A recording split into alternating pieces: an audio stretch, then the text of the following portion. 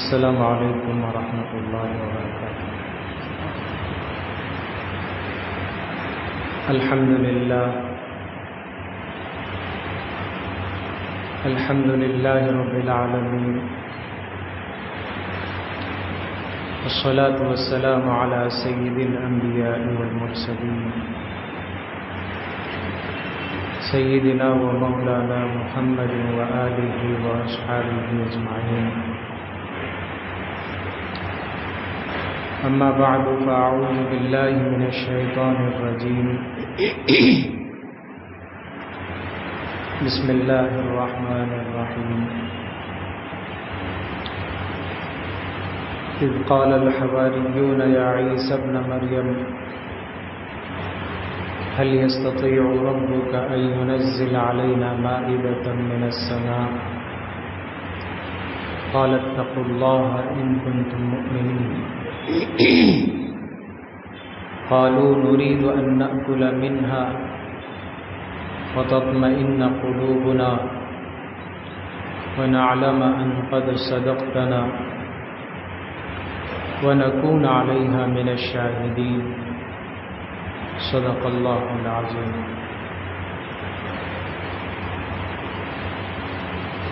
بزرگان محترم،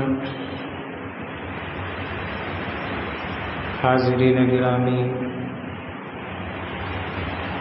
نوجوانان عزیز، اللہ تبارک و تعالی نے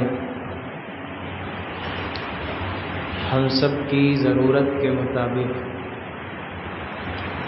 دین کی وہ ساری چیزیں، اصلاح و تربیت کی وہ تمام باتیں جو ہمارے لیے واقعی ضروری ہیں، قرآن مجید میں اس کا تذکرہ فرمایا ہے۔ قرآن کے جو 5 بنیادی مضامین ہیں، ان میں سے ایک مضمون پچھلی قوموں کے واقعات ہیں۔ پورے قرآن مجید کو اصول تفسیر کے اعتبار سے حضرت شاہ صاحب رحمۃ اللہ علیہ نے 5 بنیادی عنوانات پر تقسیم کیا ہے۔ جیسے سمجھیے اللہ کی قدرت کی نشانیوں کا ذکر کرنا، قرآن میں یہ مضمون بہت آیا ہے۔ اللہ تعالیٰ جگہ جگہ پر اپنی قدرت کی نشانیوں کا ذکر فرماتے ہیں، یعنی بار بار یہ مضمون آتا ہے، کیا یہ لوگ دیکھتے نہیں کہ آسمان سے بارش کون نازل کرتا ہے؟ مثلا کیا یہ لوگ غور نہیں کرتے کہ مردہ زمین کو کون زندہ کرتا ہے؟ اللہ نے پہاڑوں کی مثالیں دیں، درختوں کی مثالیں دیں، جانوروں کی مثالیں دیں۔ تو مثال ایک عنوان قدرت کی نشانیوں کا ذکر، اللہ تعالیٰ کی اپنی نشانیوں کا۔ وَمِنْ آیَاتِهِ وَمِنْ آیَاتِهِ، یہ لفظ بہت آتا ہے قرآن، یعنی ہم قرآن پڑھیں اور اسے سمجھنے کی کوشش کریں تو یہ سمجھ میں آتا ہے۔ اللہ ہم سب کو قرآن کو صحیح معنوں میں پڑھنے والا بنائے اور موت سے پہلے پہلے اسے سمجھ کر اس پر عمل کرنے والا بنا دے۔ اس لیے کہ یہ کتاب قرآن خوانی کے لیے نازل نہیں ہوئی تھی اور صرف رمضان میں تلاوت کر کے چھوڑ دینے کے لیے نازل نہیں ہوئی تھی۔ افسوس کہ مسلمان اس میں بہت پیچھے رہے۔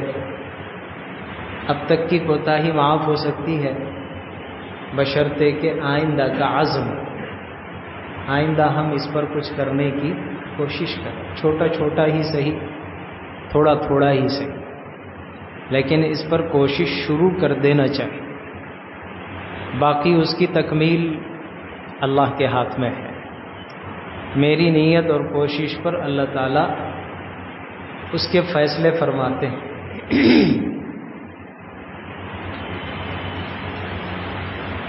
تو 5 عنوانات پر قرآن مجید کے مضامین پھیلے ہوئے ہیں۔ ان میں سے ایک عنوان ہے پچھلی گزری ہوئی قوموں کا تذکرہ۔ اللہ نے قوم عاد، قوم سمود، قوم لوط، قوم نوح، قوم ابراہیم اور حضرت موسیٰ علیہ السلام کی قوم بنی اسرائیل، اس کا تو سب سے زیادہ ذکر قرآن میں آتا ہے۔ ان قوموں کا تذکرہ اللہ تعالیٰ نے قرآن میں فرمایا تو قصہ سنانے کے لیے نہیں کہ اس زمانے کی کوئی بات، اس کا کوئی واقعہ، کوئی قصہ ایک کہانی کے طور پر سنا دیا جائے۔ اللہ نے ان چیزوں کو ہماری عبرت کے لیے بیان فرمایا۔ وہ لوگ کیسے تھے، ان کے اندر کی کوئی خوبی ہے تو خوبی کا ذکر آئے گا، عموماً خامیوں کا ذکر آتا ہے۔ خوبیاں جب تکبر کی وجہ سے خامی میں بدلتی ہیں تو اللہ کا عذاب آتا ہے۔ خوبیاں جب خامی میں بدلتی ہیں تو اللہ کا عذاب آتا ہے۔ خوبی کو خوبی برقرار رکھنے کے لیے اپنے ماضی کو یاد رکھنے کی ضرورت پڑتی ہے۔ ہم کہاں تھے، کیسے تھے، کہاں سے کہاں پہنچے، کیسے سے کیا ہوا۔ انسان کو جب اس کا احساس رہتا ہے تو اللہ تبارک و تعالی اس کے اندر خوبی کو باقی رکھتے ہیں اور وہ خوبی بڑھتی چلی جاتی ہے۔ میرے پاس کچھ نہیں تھا، اللہ نے مال دیا، تو میں اپنے پچھلے کو یاد رکھوں کہ میرے پاس کچھ نہیں تھا، اللہ نے دیا۔ یہ اگر یاد رہے، شکر گزاری دل میں آئے گی، اللہ تعالیٰ اس کی برکت سے اس کی حفاظت بھی کریں گے، اسے ترقی بھی دیں گے۔ اور اگر اپنے ماضی کو بھول جائے میں کیا تھا اور حال پر اسے تکبر اور غرور پیدا ہو جائے، اب جو ہوں تو بہت ہوں، تو اللہ تبارک و تعالیٰ اپنے فیصلے بدلتے ہیں۔ تو اس لیے ان قوموں کے تذکرے میں ایک مضمون یاد آ رہا ہے، قوم عاد۔ قوم عاد یہ بہت مضبوط قوم تھی، دنیا کی قوموں میں بہت مضبوط قوم تھی۔ اللہ تعالیٰ نے ان کو ایسی طاقت دی تھی کہ یہ اپنے ہاتھوں سے، اپنے ناخنوں سے کھرچ کر پتھروں میں گھر بناتے تھے۔ وَكَانُوا يَنْحِتُونَ مِنَ الْجِبَالِ بُيُوتًا آمِنِينَ۔ قرآن میں آتا ہے، یعنی میں اس عنوان سے اپنے آپ کا احساس دلانا چاہ رہا ہوں، ہم اللہ سے کیسے مانگ سکتے ہیں، اللہ کے قریب کیسے ہو سکتے ہیں، اللہ کی محبت کو اپنے قریب کیسے کر سکتے ہیں، حالات سے کب تک دوچار رہیں گے، اس چیز کو میں بتانا چاہ رہا ہوں۔ یہ اتنی مضبوط قوم تھی کہ اپنے ہاتھوں سے کھرچ کر، ان کو وہ زمانہ ایسا تھا پھر کہ لوہے کی دریافت نہیں تھی، لوہے کے ذریعے سے آلات و اوزار بنانا، ہتھوڑے تیار کرنا اور چھلنیاں بنانا اور وہ ڈرل مشین بنانا نہیں تھا ان کے پاس۔ اللہ نے ان کے اندر خود ایسی طاقت دی تھی کہ وہ پتھروں کو کھرچ کھرچ کر اس میں گھر بنا دیتے تھے۔ اندازہ کیجئے ان کے ناخن ایسے تھے تو جسم کیسا تھا ان کا، کیسی قوم رہی ہوگی، ان کی قد و قامت کیسی تھی ہوگی۔ اللہ نے بہت مضبوط قوم بنائی تھی، لیکن وہی وہ اپنے ماضی کو بھولنے لگے تھے۔ یہ اتنے مضبوط بنے ہیں تو کیسے بنے ہیں؟ بھئی مرغی جب بڑی ہو کر 1.5-2 کلو کی ہو جاتی ہے تو بڑی ہو گئی، لیکن پیدا کیسے ہوئی؟ اتنا سا چوزا، اس کا انڈا کتنا، اس کے اندر کا بچہ کتنا، اتنا سا چوزا۔ انسان اب انسان بن گیا، اس کا جسم بن گیا، ڈل ڈول آ گئی، طاقت آ گئی، سمجھ بوجھ آ گئی، پڑھ لکھ کر بہت علم والا ہو گیا۔ کیسے ہوا؟ کیا پہلے سے بھی ایسا ہی تھا؟ نہیں، اس کے ماضی کو اللہ تعالیٰ یاد دلاتے ہیں، بار بار قرآن میں یہی مضمون آتا ہے۔ اولم یر الانسان انا خلقناہ من نطفۃ فاذا هو خصیم مبین، سورہ یاسین کی یہ آیت ہے۔ انسان اس بات پر غور نہیں کرتا، ہم نے اس کو ایک بے قدر بے حیثیت ناپاک پانی کے قطرے سے نطفے سے پیدا کیا۔ انا خلقناہ من نطفۃ، اب ایسا ہو گیا کہ فَإِذَا هُوَ خَصِيمٌ مُبِينٌ، ہمارے سامنے کھڑے ہو کر ہمارے ساتھ جھگڑا کرتا ہے، ہمارے سے بات کرتا ہے۔ کون کہہ رہے ہیں؟ اللہ کہہ رہے ہیں۔ اب بڑا ہو گیا، اب پڑھ لیا، تھوڑی سمجھ بوجھ آ گئی، تو اب ہمارے سے مقابلہ کرتا ہے، ہمارے سے جھگڑا کرتا ہے۔ وَضَرَبَ لَنَا مَثَلًا وَنَسِيَ خَلْقًا، ہمیں مثالیں دیتا ہے۔ پرانی ہڈی، بوسیدہ ہڈی کو اٹھا کر زمین پر یوں پٹخ کر دیکھو اس میں سے دھول نکل رہی ہے، پاؤڈر نکل رہا ہے، پورا بوسیدہ ہو گیا۔ وَضَرَبَ لَنَا مَثَلًا وَنَسِيَ خَلْقًا، اس چیز کو یاد دلانا چاہ رہا ہوں کہ وَنَسِيَ خَلْقًا، اپنی تخلیق کو بھول جاتا ہے، میں کیسے پیدا ہوا۔ ہمارے سامنے خود اب مثال دیتا ہے۔ قال من یحیی العظام وہی رمیم، پوچھتا ہے کہ اس بوسیدہ ہڈی کو، ایسی پاؤڈر اور چور چور ہڈی کو کون زندہ کرے گا؟ تجھے پیدا کس نے کیا؟ زبان کس نے دی؟ بات کرنے کی طاقت اور گویائی کی صلاحیت کس نے دی؟ اب ہمیں پوچھتا ہے کہ کون زندہ کرے گا؟ قل، آپ کہہ دیجئے اسے، یحییہا الذی انشأہا اول مرہ، تجھے وہی ذات دوبارہ زندہ کرے گی جس نے پہلی مرتبہ تجھے پیدا کیا۔ جب تو کچھ نہیں تھا، تجھے پیدا کیا، تجھے وجود بخشا، وہی ذات تجھے دوبارہ پیدا کر سکے۔ اللہ تعالیٰ پچھلے کو یاد دلاتے ہیں، احساس۔ تو قوم عاد ایک مضبوط قسم کی قوم تھی۔ اللہ نے اس کا تذکرہ فرماتے ہوئے سورہ احقاف میں غالباً یہ ذکر فرمایا ہے، وَلَقَدْ مَكَّنَّاهُمْ فِي مَاءٍ مَكَّنَّاكُمْ فِيهِ، آج جن جگہوں پر تم رہنے لگے ہو، اسی زمین میں، اسی جگہ میں ہم نے ان کو بھی ٹھہرایا تھا۔ قوم عاد بھی اسی جگہ رہتے تھے، انہی بستیوں میں رہتے تھے۔ وَلَقَدْ مَكَّنَّاهُمْ فِي مَاءٍ مَكَّنَّاكُمْ فِيهِ وَجَعَلْنَا لَهُمْ سَمْعًا وَأَبْصَارًا وَأَفْئِدَةً، ہم نے یہ ساری نعمتیں ان کو دی تھی۔ سننے کی صلاحیت بھی تھی، دیکھنے کی صلاحیت بھی دی، سمجھنے کی صلاحیت بھی دی۔ یہ تینوں چیزیں ہم نے ان کو عطا فرمائی۔ وَجَعَلْنَا لَهُمْ سَمْعًا وَأَبْصَارًا وَأَفْئِدَةً فما اغنى عنهم سمعهم وابصارهم وافئدتهم بما كانوا يعملون، لیکن ان کی حرکتوں کی وجہ سے نہ ان کے سننے کی طاقت کام آ سکی، نہ دیکھنے کی طاقت کام آ سکی، نہ سمجھنے کی طاقت کام آ سکی۔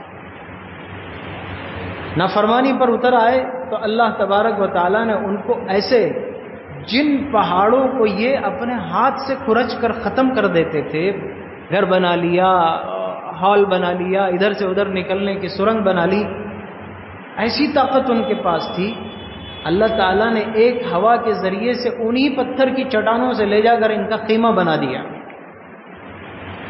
ایک ہوا، یوں اللہ تعالیٰ نے ٹکرایا تو پاش پاش ہو گئے، پوری قوم کو ختم۔ کیا منظر رہا ہوگا، وہ عذاب کی کیا شکل رہی ہوگی اللہ تعالیٰ کی، جس پر تمہیں غرور تھا، جس چیز کو تم اپنے لیے معمولی سمجھتے تھے کہ یوں ہم بائیں ہاتھ سے پتھر کو کھرچ کر گھر بنا دیں گے، اللہ تعالیٰ نے وہی چیز ان کی موت کا ذریعہ بنا، ان کی بربادی کا ذریعہ بنا دیا۔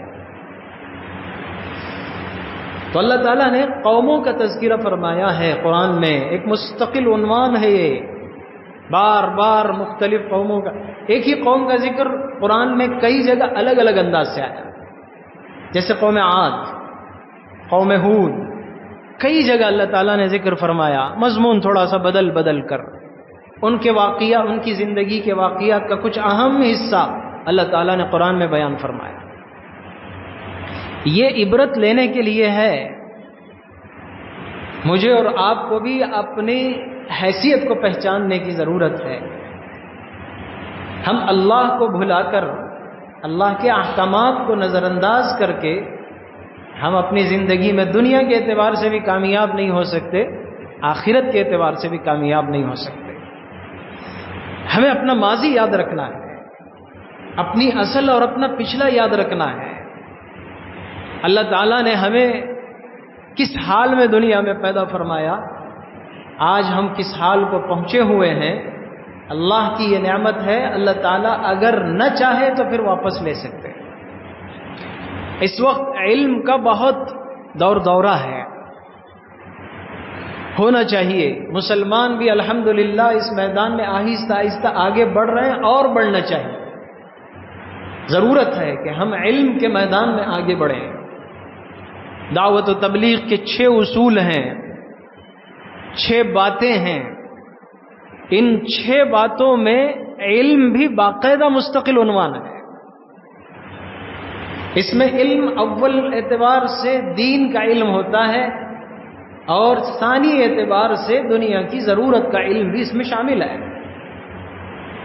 اس کے بغیر ہم چل نہیں سکتے. ہم اندھے ہیں، بہرے ہیں، گونگے ہیں اگر علم ہمارے پاس نہیں ہے. علم کے بغیر اس دنیا کے اندر کوئی چیز میں ہم سبقت اور پیش قدمی نہیں کر سکتے، آگے نہیں بڑھ سکتے. اسلام ہمیں اس کی تربیت دیتا ہے. خیر،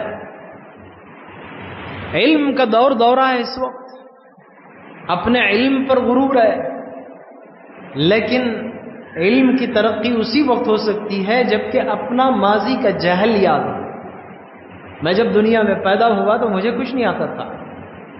میں پڑھ نہیں سکتا تھا، میں لکھ نہیں سکتا تھا، میں سمجھ نہیں سکتا تھا. اللہ تعالیٰ نے آہستہ آہستہ میرے اندر شعور پیدا فرمایا، چھوٹے سے بڑا، اس سے بڑا، اس سے بڑا. اللہ تعالیٰ نے عقل کے دروازے کھولے. اب میرے اندر علم سمجھ بوجھ آنے لگی ہے. تو اب اللہ کے احکامات سے دوری اختیار کرنا یہ تکبر و غرور کی نشانی ہے. اس غرور کا بالآخر نتیجہ یہی ہوتا، اللہ حفاظت فرمائے، کہ عذاب اور مصیبت کے سوا اور کوئی اس کا راستہ نہیں.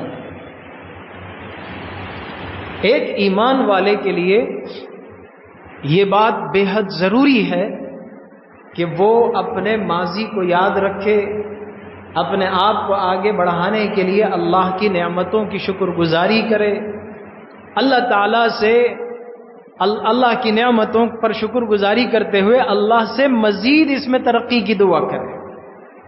لَإِن شَكَرْتُمْ لَأَزِيدَنَّكُمْ وَلَإِن كَفَرْتُمْ إِنَّ عَذَابِي لَشَدِيدٌ. شکر گزاری کرو گے اضافہ ہوگا، نعمت بڑھے گی. ناشکری کرو گے تو پھر اللہ تعالیٰ فرماتے ہیں میرا عذاب بہت سخت ہے. کیسے لیتا ہوں کسی کو پتہ نہیں. عذاب کی شکل کیا ہوگی اللہ تعالیٰ نے نہیں بتایا. تو میں نے جو آیتیں شروع میں پڑھی یہ حضرت عیسیٰ علیہ السلام کے حواریین کا ایک واقعہ اللہ نے اس میں ذکر فرمایا. اذ قال الحواریون، حضرت عیسیٰ علیہ السلام کے حواریین نے حضرت عیسیٰ علیہ السلام سے یہ گزارش کی تھی، یا عیسیٰ ابن مریم، کہ اے عیسیٰ ابن مریم، هل يستطيع ربك ان ينزل علينا مائدة من السماء، کیا تمہارا رب اس بات کی طاقت رکھتا ہے کہ وہ آسمان سے ہمارے لیے دسترخوان نازل کر دے. یہ واقعہ پہلے بھی بیان کیا جا چکا ہے. ہمارے ذہنوں میں ہوگا تو بہت اچھی بات ہے، نہیں ہوگا تو اسے یاد کر لینا چاہیے. اللہ نے مجھے اور آپ کو رمضان کا مہینہ دیا، روزے دیے، عبادت کا کچھ موقع دیا، اس کے ایک فرض کو 70 کے برابر کر دیا، اس کے نفل کو فرض کے برابر قرار دیا. ایک قدم آگے بڑھو تو اللہ تعالیٰ 2 قدم آئیں گے، چل کر آؤ اللہ تعالیٰ دوڑ کر بھاگ کر آئیں گے. ساری نعمتیں، اور اللہ تعالیٰ آسمان دنیا کے قریب آ جاتے ہیں، اپنے بندوں کے اعمال کو قریب سے دیکھتے ہیں. یہ طاق راتوں سے ہم گزر رہے ہیں، اللہ تعالیٰ ان راتوں میں اپنے بندوں کو بالکل قریب سے دیکھتے ہیں. کون کیا کیا کر رہا ہے، کیسے کر رہا ہے، کتنا کر رہا ہے، نیت کیا ہے، جذبہ کیا ہے، اللہ تعالیٰ ان چیزوں کو دیکھ رہے ہیں۔ تو عیسیٰ علیہ السلام سے یہ مطالبہ کیا گیا، کیا تمہارا رب آسمان سے دسترخوان نازل کر سکتا ہے؟ قالت اتقوا اللہ ان کنتم مؤمنین۔ حضرت عیسیٰ نے تنبیہ فرمائی کہ دیکھو اللہ سے ڈرو، اگر واقعی تم سچے دل سے ایمان رکھتے ہو اللہ سے ڈرو۔ ایسی چیزوں کا مطالبہ اچھی چیز نہیں ہے، کرنے کو مطالبہ تو کر دو گے، اگر اس میں کمی بیشی ہو گئی، اللہ کی طرف سے اس نعمت کے نزول کے بعد اس کی ناقدری کی گئی، پھر اللہ تعالیٰ ایسے عذاب دیں گے لَأُعَذِّبَنَّهُ عَذَابًا شَدِيدًا، ہم ان کو سخت سے سخت عذاب دیں گے، لا اعذبه احدا من العالمین، ایسا عذاب دیں گے کہ دنیا میں کسی کو ایسا عذاب نہ دیا گیا ہوگا۔ حضرت عیسیٰ علیہ السلام ان کو احساس دلا رہا ہے، وہ کہہ رہے ہیں کہ قالوا نريد ان ناكل منها، ہم چاہتے ہیں کہ اس مبارک دسترخوان کی پاکیزہ غذا میں سے ہم کچھ کھائیں، وتطمئن قلوبنا، ہمارے دلوں میں تھوڑا سا تسلی اور اطمینان حاصل ہو جائے، ونعلم ان قد صدقتنا، اور ہمیں یقین ہو جائے کہ آپ بالکل سچ کہہ رہے ہیں، وَنَكُونَ عَلَيْهَا مِنَ الشَّاهِدِينَ، اور ہم اس پر گواہ بننا چاہتے ہیں کہ ہاں ایسی چیز ہوئی تھی اور ہمیں دسترخوان ہمارے کہنے پر دسترخوان نازل ہوا تھا۔ حضرت عیسیٰ علیہ السلام نے اللہ تعالیٰ سے دعا کر دی کہ اے اللہ اپنی طرف سے دسترخوان نازل کر دیجئے۔ اللہ تعالیٰ کی طرف سے پھر حضرت عیسیٰ علیہ السلام کو تنبیہ کی گئی، دسترخوان نازل کر دیں گے، لیکن اس کے بعد نافرمانی ہوئی تو بہت سخت عذاب ہوگا کہ جس طرح دوسروں کو کسی کو عذاب نہ دیا گیا ہوگا۔ اللہ کی ان نعمتوں کا ایک سلسلہ ہے ہمارے اوپر۔ خیر یہ بات تو میں نے گزشتہ بھی کہی، بہت سے لوگوں نے رمضان کے روزے بڑی آسانی سے چھوڑ دیے، اللہ معاف فرمائے ان کو، اللہ ہدایت دے، اللہ توفیق عطا فرمائے۔ یہ چیز، یہ جذبہ اگر ہمارا رہا تو پھر اللہ کی طرف سے رحمتوں کے نزول کی امید ہمارے لیے مشکل ہو جاتی ہے۔ آنے والے چند دنوں میں ہمارے لیے عید کی خوشیاں آنے والی ہیں، لیکن ان عید کی خوشیوں کو ہم غلط طریقے سے استعمال نہ کریں، ان کو ضائع ہونے نہ دیں۔ عید کی یہ خوشی اللہ کی طرف سے انعامات کی تقسیم کی شکل میں ہوتی ہے۔ سب سے بڑا انعام اللہ کا یہ ہے، اللہ تعالیٰ حضرت جبرائیل اور ان کے ذریعے سے فرشتوں کی ایک بہت بڑی جماعت کو دنیا میں اتارتے ہیں اور یہ خوشخبری دے کر بھیجتے ہیں، جاؤ میرے نیک بندوں کو خوشخبری سنا دو کہ میں نے ان کے گناہوں کو بخش دیا ہے اور معاف کر دیا ہے۔ خوشی خوشی وہ اپنی عید کی نماز سے عید گاہوں سے اپنے گھروں کو پہنچ جائیں۔ یہ حدیث ہم فضائل کے اندر سنتے ہیں مساجد کی تعلیم میں، لیکن یہ کتنی بڑی خوشخبری ہے۔ اس مغفرت کی خوشخبری کے بعد اگر ہم اپنے آپ کو بگاڑ لیں، اپنے آپ کو راستے سے ہٹا لیں، اللہ کی اس نعمت کی خلاف ورزی کرنے لگیں، تو پھر اللہ کی طرف سے جو پکڑ ہوگی وہ بہت سخت ہوگی، اور اس کی کوئی شکل ہمارے سامنے نہیں ہے کہ کیسے پکڑیں گے، وقت نہیں معلوم ہے کہ کب پکڑیں گے، پھر ہم اس کی حفاظت اور اس کے دفاع کی کوئی کوشش بھی نہیں کر سکیں۔ یہ اچانک اللہ کی طرف سے آتا ہے۔ دنیا کے حالات کو ہم سامنے رکھیں، اللہ کے لیے جو ٹوٹی پوٹی عبادتیں ہم سے ہوئیں ان کی قبولیت کے لیے، اللہ کے دربار میں ان کو قبول کروانے کے لیے اللہ سے زیادہ دعائیں مانگیں، عید کی خوشی میں بے قابو نہ ہو جائیں، مدہوش نہ ہو جائیں، بے ہوش نہ ہو جائیں، اور عید کی خوشی میں ایسے کام اور ایسی حرکتیں ہرگز نہ کریں جس کی وجہ سے بنی بنائی چیز ہماری ضائع ہو جائے۔ اللہ کی رضا اور اس کی طرف سے خوشنودی کے اعلان کہیں اللہ کے ناراضگی اور اس کے غصے میں تبدیل نہ ہو جائے، اس کا ہمیں بہت خیال رکھنے کی ضرورت ہے۔ عید کو عید کی طرح گزاریں، اس کی خوشیوں کے جو حدود ہیں، جو اس کے دائرے ہیں اسلام کے اندر، ان دائروں اور حدود کے اندر گزارنے کی کوشش کریں، اپنی عید کو عید بنائیں۔ ایسا نہیں کہ یہ چند گھنٹوں والی عید ہے، بلکہ ہماری ہمیشہ کی زندگی والی عید اسے بنانے کی ہم کوشش کریں۔ اللہ ہم سب کو اس کی توفیق اور ہدایت نصیب فرمائے، آنے والی عید کو ہمارے لیے خیر کا ذریعہ بنائے، خوشیوں کا ذریعہ بنائے، یہ خوشیاں ہماری زندگی میں باقی رہنے والی بنے، ایسی عید اللہ تعالی ہم سب کو نصیب فرمائے۔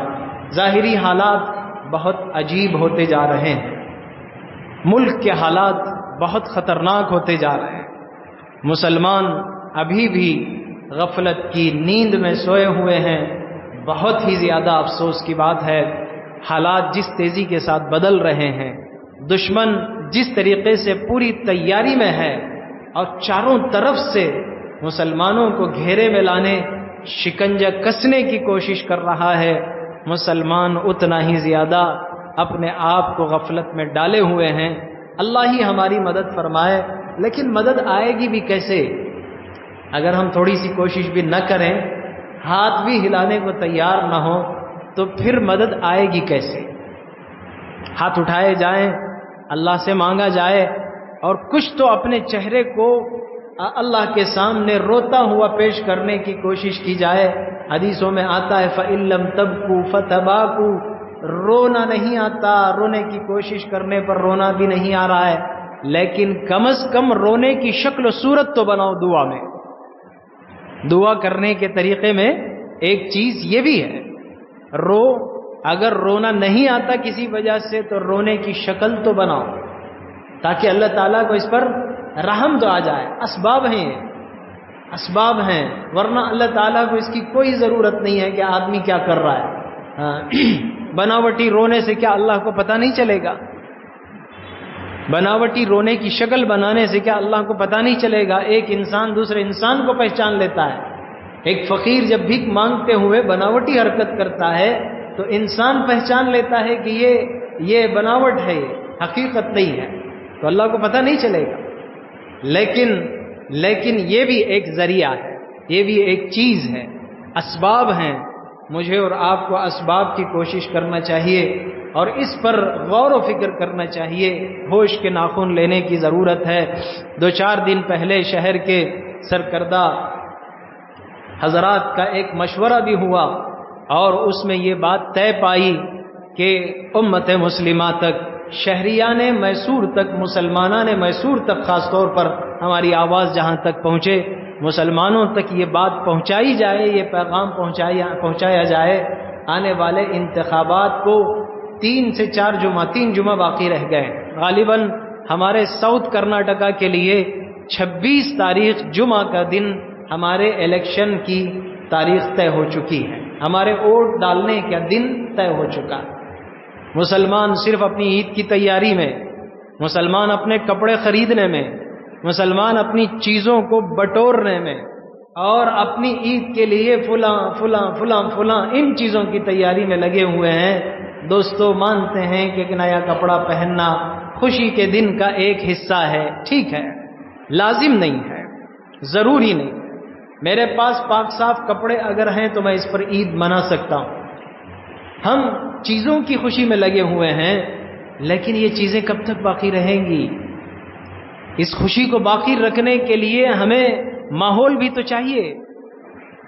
جس رمضان کے روزوں پر ہم عید مناتے ہیں، ہمیں عید اللہ کی طرف سے دی جاتی ہے، خدا نخواستہ اگر وہ رمضان ہی کا موقع ہم سے چھین لیا جائے، عید کیا منائیں گے؟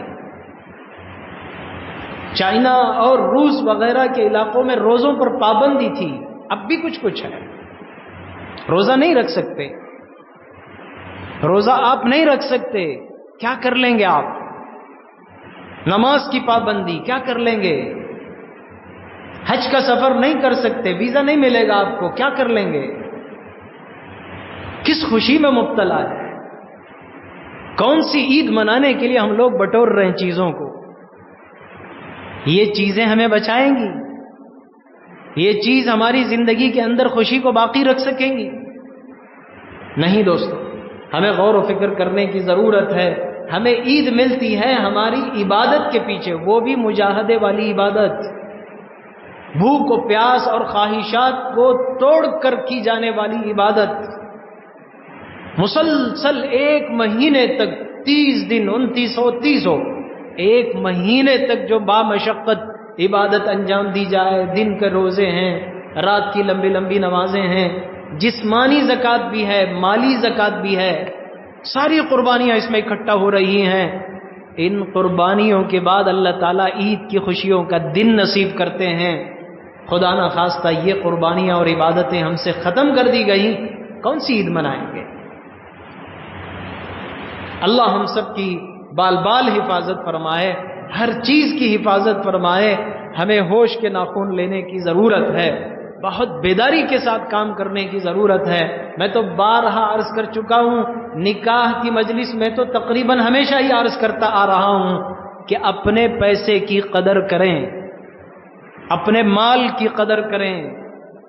یہ پیسہ یوں نہیں ملا ہے، بات جہاں سے شروع ہوئی تھی وہیں میں واپس چل رہا ہوں۔ میرے پاس کچھ نہیں تھا، اللہ نے مجھے دیا۔ آج کے پیسے پر میں غرور نہیں کر سکتا، آج کی دولت پر میں یہ نہیں سمجھ سکتا کہ یہ میرا پیسہ ہے، میں اپنی مرضی سے استعمال کروں گا، جہاں چاہے اس کو اسراف کر دوں، ہرگز نہیں کر سکتے۔ اللہ تعالیٰ اس اسراف کی بے برکتی کی نحوست کی وجہ سے دیا گیا مال بھی واپس لے لیتے ہیں۔ نہیں، تیرے پاس دینے کی چیز نہیں ہے، واپس لا۔ تیرے پاس رکھنے کی چیز نہیں ہے، واپس لا۔ یہ قدردانوں کو دینا چاہیے، کیا کر سکیں گے تب؟ ہیں دنیا کی چیزیں ہیں، ضرورت کی چیزیں ہیں، اس سے انکار نہیں، منع نہیں، لیکن موقع کی تو نزاکت کو دیکھنا چاہیے۔ صرف انہی کھانوں پینوں میں، انہی عیش کی چیزوں میں، انہی دنیا کی ضرورتوں میں اگر ہم اسی پر اپنے آپ کو محدود کر لیں تو پھر ہماری اگلی زندگی کیسی ہوگی؟ اسرائیل نے لیبیا پر جس وقت حملہ کیا تھا، لیبیا نے خواب میں بھی نہیں سوچا تھا کہ اس کی حالت یہ ہو سکتی۔ چھوٹی کنٹری، چھوٹا ملک، بہت مالدار ملک، بہت عیش و آرام والا ملک، یوں سمجھیے کہ ان کی زمین سونا، آسمان چاندی، آسمان سونا، زمین چاندی، یہ زندگی ان کی گزر رہی تھی۔ تکلیف مشقت نام کی کوئی چیز نہیں تھی، اللہ نے ایسے دیا تھا۔ چھوٹا سا ملک، اس کے بادشاہ کے خواب و خیال میں بھی کبھی نہیں گزراتا ہوگا کہ وہ گندے پانی بہنے والے پائپ کے اندر گھس کر اس کی گرفتاری ہوگی، کبھی سوچا تھا؟ جس کا استنجا خانہ سونے سے بھرا ہوا، جس کے بیڈ روم میں جگہ جگہ ہیرے جواہرات جڑے ہوئے ہو، جس کا کھانا کیسا ہوگا، جس کا پینا کیسا ہوگا، جس کا عیش و آرام کیسا ہوگا۔ دشمن نے سازش کی، وہ دشمن کو چھوڑیے، فعل بد تو خود کرے، لعنت کرے شیطان پر، شیطان کو ادھر رکھیے۔ یہ آتا کب ہے؟ حد سے جب گزر جاتے ہیں۔ اللہ تعالیٰ مسلط کرواتے ہیں، اللہ تعالیٰ سر پر لا کر بٹھاتے ہیں۔ ہاں، صحابہ کرام کی زندگی کو دیکھیے، ان کی بھی حکومتیں رہیں، ان کا بھی رعب و دبدبہ رہا، ان کی بھی طاقتیں رہیں، دنیا کو کنٹرول کر کے دکھایا کہ حکومت کیسے چلتی ہے، سیاست کیسے ہوتی ہے، اسلام کسے کہتے ہیں، مسلمان کس کا نام ہے۔ صحابہ نے کر کے دکھایا، کر کے دکھایا۔ مال ان کے پاس بھی اتنا آیا کہ رکھنے کی جگہ نہیں تھی، رکھنے کی جگہ نہیں تھی۔ خیر، یہ چیزیں اللہ تعالیٰ دیتے ہیں، لیکن اس کی جتنی قدر ہوگی اس پر اللہ تبارک و تعالیٰ اس کی حفاظت کرتے ہیں۔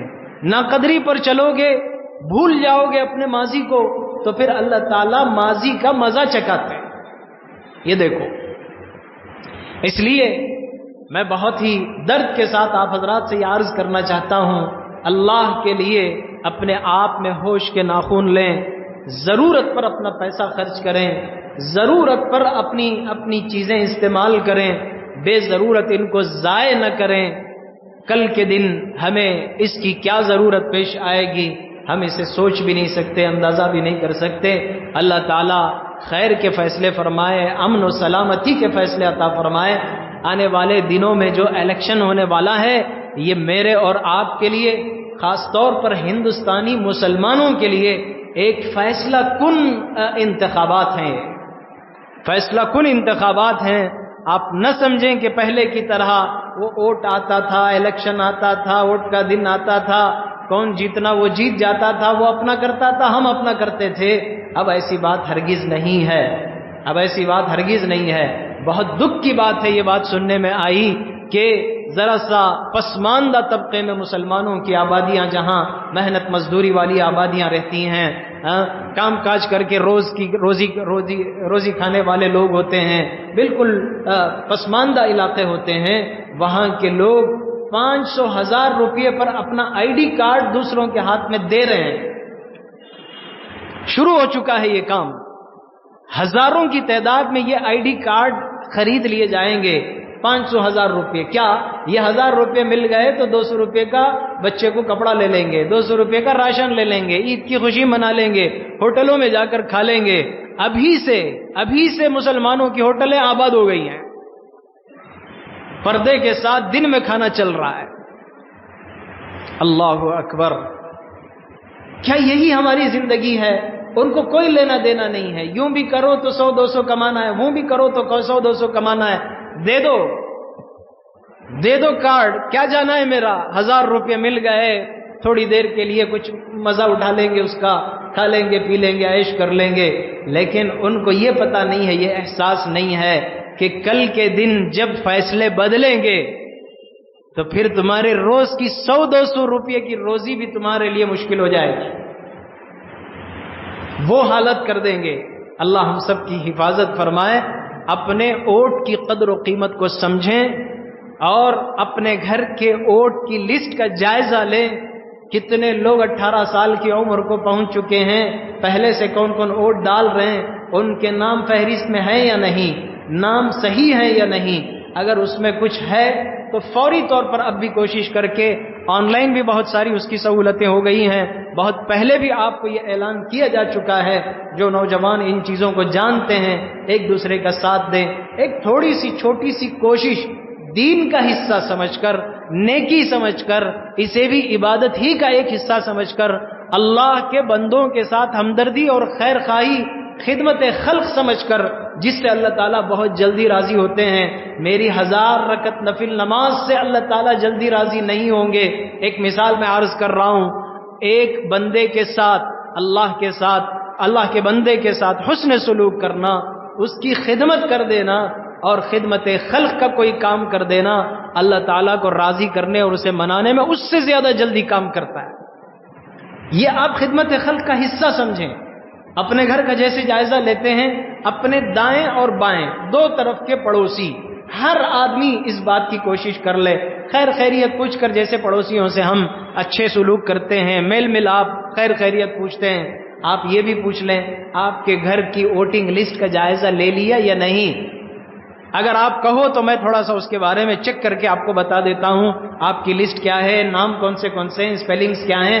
یہ تھوڑا سا آپ 10-15 منٹ، آدھے گھنٹے کا ایک کام اپنے اپنے پڑوس کا کر دیں، انشاءاللہ کسی ہنگامی جماعت کو بھیج کر کرنے کی ضرورت نہیں پڑے گی، اور میدانی سطح پر کچھ اس طرح جماعتی شکلوں میں کرنے کی ضرورت نہیں پڑے گی۔ وہیں اپنا اپنا کام بالکل صحیح ہوگا۔ آپ سب سے پہلے لسٹ کو جائزہ لیں، پھر اس کے بعد 26 تاریخ اس دن اپنا ووٹ لازمی طور پر، یقینی طور پر 100% اپنا ووٹ ڈالنے کی پوری کوشش کریں۔ اس دن کہیں سفر نہ کریں، چھٹی نہ ڈالیں، اور عید کی خوشیوں میں دور سفر میں نہ چلے جائیں، اور کیا رکاوٹیں اس کی ہو سکتی ہیں، ان سب رکاوٹوں کو اللہ کے لیے دور کریں، اور پھر یہیں میسور میں رہنے کی کوشش کریں۔ ایک اہم بات یہ ہے کہ 26 تاریخ جمعہ کا دن پڑ رہا ہے، اور ایک تاریخ کرناٹک کے دوسرے علاقوں میں 29 تاریخ طے ہوئی ہے، غالباً یہ بھی جمعہ کا دن ہے۔ اللہ بہتر جانے کہ اس کو خاص طور پر جمعہ ہی کا دن کیوں متعین کیا گیا، وہ اللہ بہتر جانے۔ سازش کرنے والے اسے جمعہ کے دن سازش کے طور پر اگر طے کر رہے ہیں کہ مسلمان نماز میں ہوں گے، مسلمان تھکے ہوئے ہوں گے، مسلمان بریانی کھا رہے ہوں گے، ایسے وقت میں ان کا ووٹ ہم اڑا لے جائیں گے، ہم یہ کر لیں گے، وہ اپنی سازش کریں۔ مسلمان جمعہ کو عید کا دن منائیں، اور وہ عید ہماری انشاءاللہ ووٹ ڈال کر ہوگی، وہ عید انشاءاللہ ہماری ووٹ ڈال کر ہوگی کہ آج میں نے ووٹ ڈال دیا، یہ دیکھو یہ دیکھو یہ دیکھو، خوشی کا اظہار کریں، سب کو بتائیں، سب کے سامنے اس بات کو ظاہر کریں کہ ووٹ میں نے ڈال دیا، آپ بھی ڈال دو، آپ بھی چلے جاؤ، آپ بھی ڈال دو۔ انشاءاللہ ان کی کایا پلٹ ہوگی۔ انشاءاللہ ہماری تھوڑی سی کوشش پر اللہ تبارک و تعالی اپنے رحم و کرم کے فیصلے نافذ فرمائیں گے۔ جمعہ کے دن کو بہتر ہے کہ ہم جمعہ کی نماز سے پہلے اس سے فارغ ہونے کی پوری ترتیب بنا لیں، چونکہ موسم بھی گرمی کا چل رہا ہے، جیسے جیسے دن آگے بڑھ رہے ہیں گرمی اور زیادہ ہونے کے امکانات ہیں۔ اللہ اپنی رحمت کی بارش نازل فرما کر موسم کو معتدل فرمائے۔ ہم جمعہ کے دن صبح صبح یہ کام کر لیں، فجر کے بعد جیسے ہی پولنگ شروع ہو ہم پہلے یہ کام کر دیں تاکہ ہماری جمعہ کی نماز میں خلل نہ ہو۔ جمعہ کے دن کسی کا انتقال ہوتا ہے تو جنازہ نماز سے پہلے کر دینا بہتر سمجھا گیا ہے۔ کیوں؟ اس کی وجہ یہ کہ اس کی مصروفیت سے جمعہ کی نماز میں خلل نہیں ہونا چاہیے۔ ہم اپنا کام پہلے کر دیں، پھر اس کے بعد جمعہ کے لیے اطمینان سے آئیں، نماز خوشی کے ساتھ پڑھیں، اللہ سے کثرت سے دعائیں مانگیں، جو کھانا ہے بریانی بھی کھائیں، میٹھے بھی کھائیں، اللہ تعالیٰ انشاءاللہ ہماری کوشش پر خوشخبری سنائیں گے۔ اس لیے ابھی سے ہم اپنے ذہن میں اس چیز کو رکھیں، 26 تاریخ آنے والی اس مہینے کی یہ ہمارے ووٹ کا دن ہے۔ اس میں مستورات اور مرد جتنے ووٹ ڈالنے والے ہیں 100% اپنے ووٹ کو یقینی بنا کر اور صبح صبح ٹھنڈے وقت میں ووٹ ڈال دیں۔ جیسے جیسے شام ڈھلتی جائے گی شیطان ہمیں کسی نہ کسی اس میں پھنسا دے گا۔ دھوپ بہت زیادہ ہے، گرمی بہت زیادہ ہے، اور لوگوں کا ایک اندازہ ہے اور صحیح بھی ہے کہ جتنی تاخیر کریں گے دھوپ بھی بڑھے گی، بھیڑ اور اس کی کیو بھی لمبی ہو جائے گی، لوگ یہ سمجھنے لگیں گے کہ اتنی دھوپ میں اتنی لمبی لائن میں کھڑے ہو کر مجھے ووٹ ڈالنے سے کیا فائدہ، مجھے کیا ملنے والا ہے۔ ہرگز ایسا نہ سمجھیں، میرا ایک ایک ووٹ میری نماز کا بدل بن سکتا ہے، میرا ایک ایک ووٹ میرے روزے کا بدل بن سکتا ہے، میرا ایک ایک ووٹ میری داڑھی، میری ٹوپی، میرے جبے کا بدل بن سکتا ہے۔ آج ایک ووٹ سے میں غفلت کروں گا، کل میرے چہروں پر سے داڑیاں اتاری جائیں گی۔ آج زبردستی ہسپتالوں میں بلا ضرورت داڑیاں نکالی جا رہی ہیں، ہم کچھ نہیں کر سکتے۔ آپریشن پیچھے کا ہوتا ہے، داڑھی سامنے کی نکالی جاتی ہے۔ آپریشن پیر کے نیچے ہوتا ہے، داڑھی چہرے پر سے نکالی جاتی ہے۔ کچھ نہیں کر سکتے، مجبور ہیں کہ اسے نکالنا ہی پڑے گا۔ ایک دن آئے گا، اللہ حفاظت فرمائے، اللہ حفاظت فرمائے۔ اس لیے بہت احساس کے ساتھ، بہت ہوش کے ساتھ ہمیں کام کرنے کی ضرورت ہے۔